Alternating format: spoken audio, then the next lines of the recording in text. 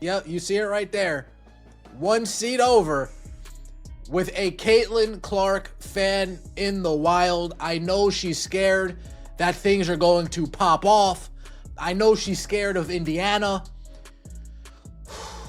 Let's watch A'ja Wilson act so mature in this moment, keep herself together, and not react irrationally. Look at that moment right there. A'ja Wilson, the reigning WNBA MVP, sitting courtside at a Miami Heat game supporting Bam Adebayo. And sitting just 2 seats away, a fan wearing a Caitlin Clark number 22 Indiana Fever jersey. Now watch A'ja's reaction as she notices. That's not casual discomfort. That's someone who just spotted exactly what she was hoping to avoid. This isn't just an awkward coincidence. This moment captures something much bigger happening in the WNBA right now. A'ja Wilson has been vocal about feeling overshadowed this season, about black players being criticized unfairly, about the league's explosion in popularity feeling different than she expected. And now she's sitting next to the physical embodiment of that frustration at an NBA game. Being in Indiana, scared being in Indiana. In an article she did with ESPN, the WNBA has taken off the past few years, but it's weird to see it this year. It feels like a lot of black women in the league have been criticized. Has that been a downer? You know, the ESPN shills setting her up to cry about race and victim, but that's what they do at ESPN. We're not surprised. It really has, in my sense, because it feels like it's not like we're timid, but it's like you don't want us to do stuff. I threw in that because that's how you just don't want to hear the noise. It strips us from the genuine and pureness and love of the game. Just like, I don't even want to go down this road. I know it's going to be some idiotic person that's going to talk crazy, and then I have to continue to take the high road, aka. That quote right there reveals everything. A'ja told ESPN she dreaded being in Indiana, not because of the city itself, but because she didn't want any conflict to pop off. Think about that for a second. The face of the WNBA for the past 3 years is admitting she's anxious about visiting another team's arena because of fan dynamics. This interview happened in September 2024, right after the playoffs. A'ja had just led the Las Vegas Aces to back-to-back championships, won her 3rd MVP award, and yet the conversation kept circling back to Caitlin Clark. The rookie who didn't even make the playoffs was dominating every headline, every social media trend, every ratings discussion, and A'ja could feel it. But here's where it gets complicated. A'ja isn't wrong about the scrutiny. Angel Reese got destroyed on social media for her physicality. Chennedy Carter became a villain overnight for one shoulder check. Dejanay Carrington received death threats over an eye poke that was clearly accidental. The toxicity was real. The racial undertones were undeniable in some corners of social media. I mean, this article comes on the heels of, yeah, that's right. That's right. A young fan went up to Aaliyah Boston and said, hey, can you pass along a message to A'ja for me? Tell her to stay out of Indy or shit's gonna pop off. Salute to Bane. I stole this from you. I'm sorry, man. Can you pass along a message to A'ja? Tell her to stay out of Indy or shit's gonna pop off. Her blood was boiling. It doesn't matter what we all do as black women. We're still going to be swept underneath the rug. That's why it boils my blood when people say it's not about race, because it is. Listen to how she describes it. Damned if you do, damned if you don't. Having to constantly take the high road for 4 months straight. That exhaustion is genuine. A'ja Wilson has carried herself with professionalism her entire career. And suddenly in 2024, that wasn't enough to shield her from criticism.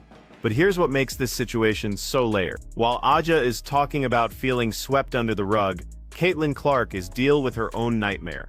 She's getting blamed for fan behavior she never encouraged.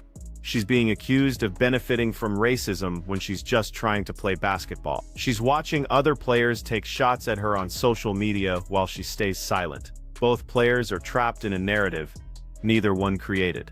The numbers tell a stark story.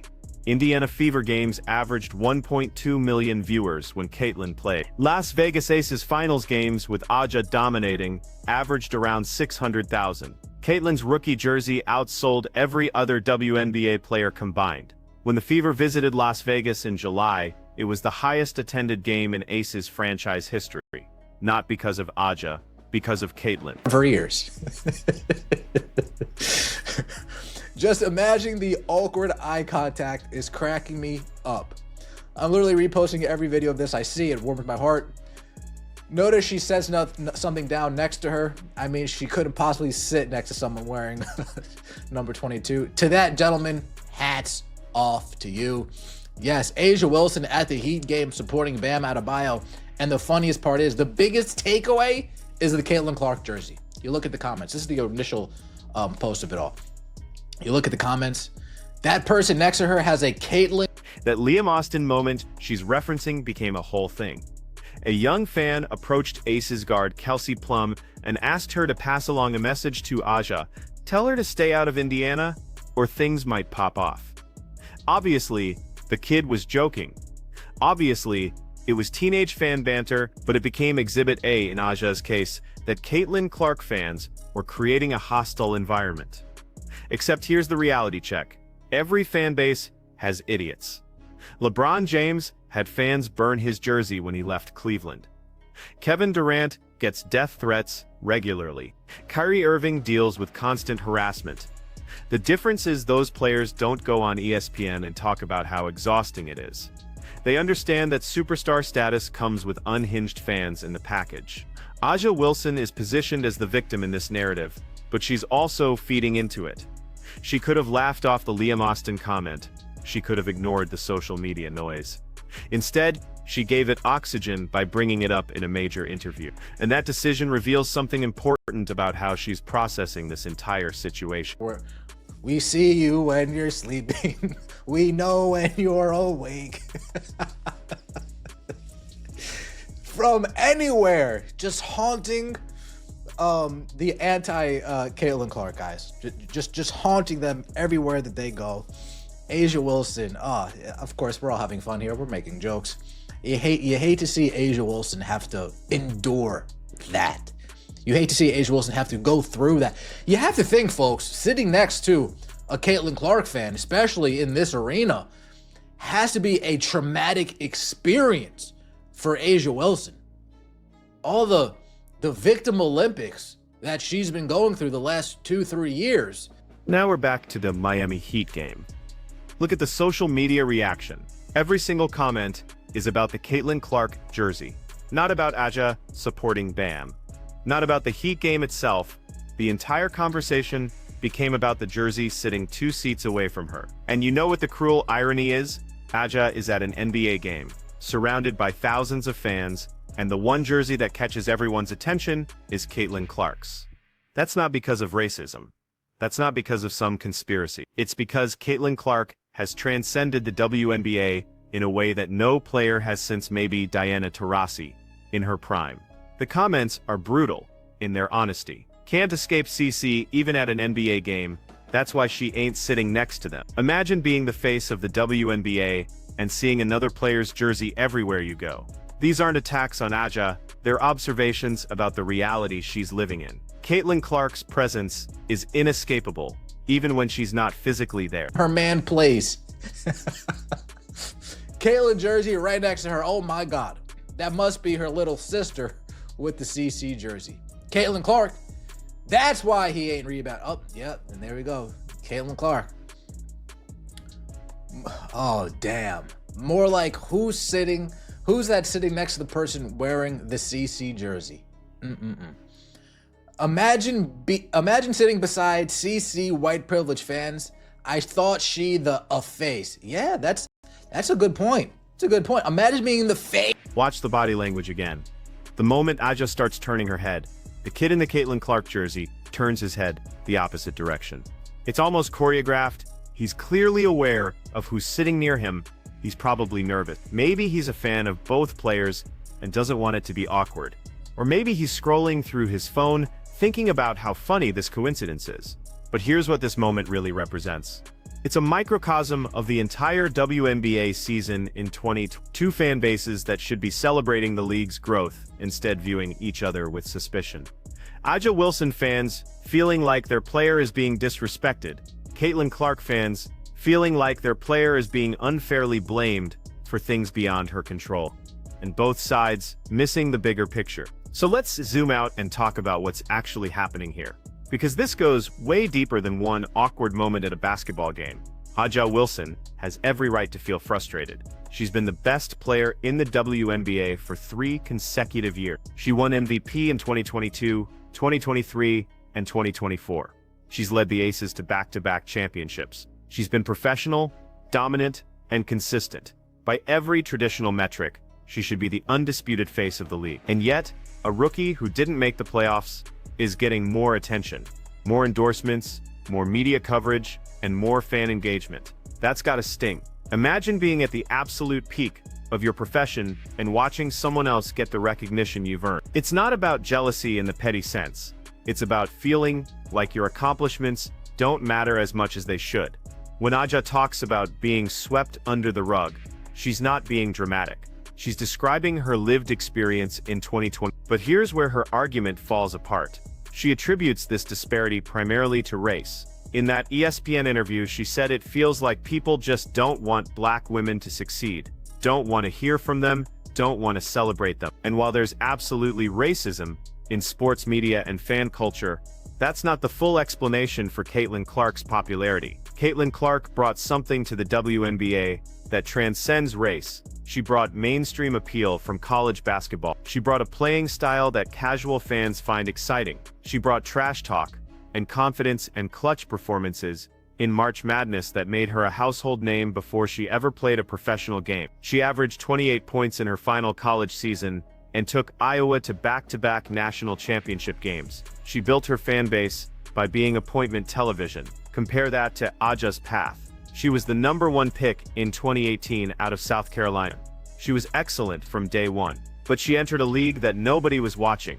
WNBA games in 2018 averaged 200,000 viewers. A'ja built her legacy in relative obscurity, which isn't her fault, but it means she never had the chance to capture mainstream attention the way Caitlin did in college. The timing matters enormously. Caitlin entered the WNBA at the exact moment when women's sports were exploding in popularity. The 2024 NCAA Women's Tournament averaged over 10 million viewers for the championship game. Social media algorithms had finally figured out that women's sports content performed well. Corporate sponsors were actively looking for female athletes to partner with. Caitlin rode that wave perfectly.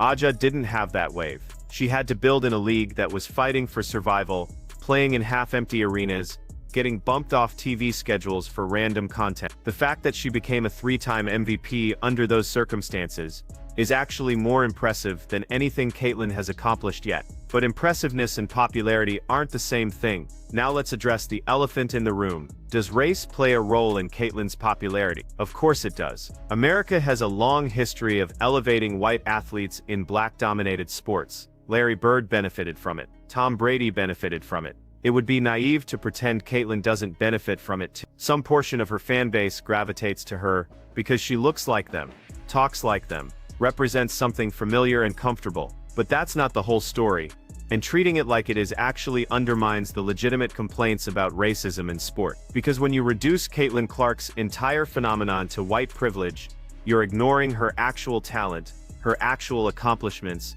her actual charisma. You're denying her agency. And ironically, you're doing exactly what A'ja accuses others of doing to black players, reducing them to their race, instead of evaluating them as complete humans. The dark side comment is a perfect example of this complexity. After the Aces beat the Fever in May, A'ja Wilson said something about Indiana fans being the dark side in a post-game interview. It was a throwaway comment, probably meant to be fun, but it revealed how she actually views Caitlin's fan base as an opposition force, as something negative, as a problem to be dealt with rather than an opportunity to be embraced. Contrast that with how Caitlin talks about A'ja. Every single time she's asked about A'ja Wilson, Caitlin praises, calls her the best player in the league, says she's learned from watching her, never takes the bait when reporters try to create conflict. Caitlin understands something that A'ja doesn't seem to grasp.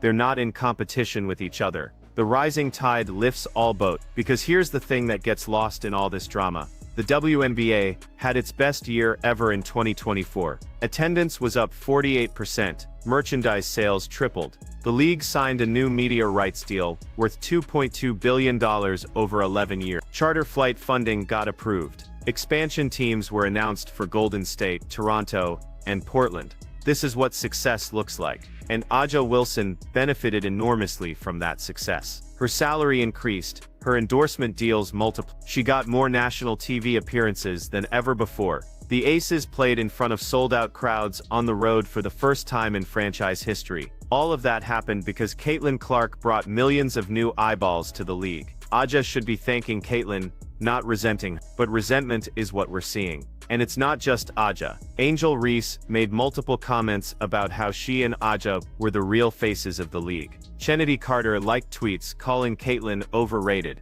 DeJounte Carrington posted cryptic messages about fake narrative. There's a faction of WNBA players who seem genuinely angry that Caitlin Clark exists and is popular. That anger is misplaced. The real villains aren't Caitlin Clark or her fans. The real villains are the media members and league executives who spent decades ignoring the WNBA, underfunding it, treating it like a charity case instead of a legitimate product. The real villains are the corporate sponsors who only showed up when a white superstar emerged. The real villains are the fans who only care about women's basketball when someone who looks like them is playing. But attacking Caitlin Clark for benefiting from that system is like attacking LeBron James for being born with elite genetics. She didn't create these circumstances. She's just navigating them as best she can. And by all accounts, she's doing it with grace. She doesn't engage with the negativity. She doesn't play the victim. She just plays basketball and lets her game speak for itself. So back to that moment at the Miami Heat game. A'ja Wilson sitting 2 seats away from a Caitlin Clark jersey. The internet having a field day with it. The memes writing themselves. On the surface, it's funny. But underneath, it's kind of sad, because these are 2 generational talents who should be allies, who should be building the league together, who should be celebrating each other's success. Instead, we have A'ja giving interviews about how exhausting it is to deal with Caitlin's fans. We have Caitlin staying silent while other players take shots at her. We have a fan base divided along racial lines, arguing about who deserves credit for the league's growth. Nobody wins in this scenario. The only people who benefit are the controversy merchants who get clicks from manufacturing drama. The truth is, both things can be true simultaneously. Caitlin Clark can be incredibly talented and also benefit from racial liars. A'ja Wilson can be the best player in the league and also be less popular than a rookie. The WNBA can be growing because of Caitlin's star power and also because of the foundation that players like A'ja built over the past decade. These aren't contradictions, they're just the messy reality of sports, media, and culture intersecting. What frustrates me most about this situation is the wasted opportunity. Imagine if A'ja had embraced Caitlin from day one. Imagine if she'd said, "This rookie is bringing millions of new fans to our league, and I'm going to show them why I'm a 3-time MVP." Imagine if she'd dominated their head-to-head matchups and let her game do the talking instead of giving interviews about being swept under the rug. She still can do that. The 2025 season is months away. A'ja Wilson is entering her prime. She's got every tool to be the undisputed best player in the league again. If she focuses on basketball instead of media narratives, if she lets go of the resentment and embraces the moment, she can write her own story. But that requires a mindset shift that I'm not sure she's ready to make. As for that kid in the Caitlin Clark jersey, sitting next to A'ja at the Heat game, he's probably just a basketball fan who loves both players and thought it would be cool to wear his Fever jersey to an NBA game. He's probably not thinking about racial dynamics, or media narratives, or WNBA politics. He just likes watching great basketball players do great things.